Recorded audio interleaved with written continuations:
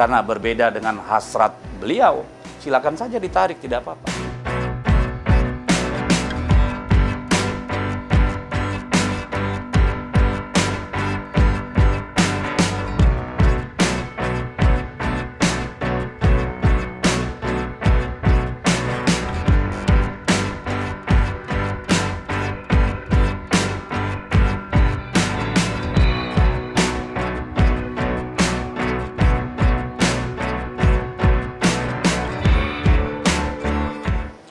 Ya, ketika beberapa menteri datang ke Ibu Mega untuk menyatakan ingin mundur, Ibu bilang bahwa menjadi menteri itu adalah bagaimana tanggung jawab kita kepada bangsa, kepada rakyat.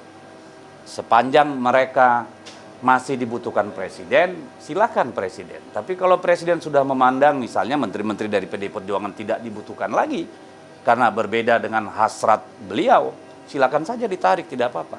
Tapi kami tidak akan menarik karena mereka menjadi menteri itu adalah penugasan dan itu diperjuangkan, bukan seperti yang lain yang kemudian datang dan mendapatkan jabatan, ya. Mereka yang duduk di sana, terutama kader perjuangan di PDI Perjuangan itu ikut berdarah-darah memenangkan presiden. Tetapi kalau presidennya dengan hak prerogatifnya memandang itu sudah tidak sesuai dengan kepentingannya, silakan ditarik. Kami tidak akan menolak.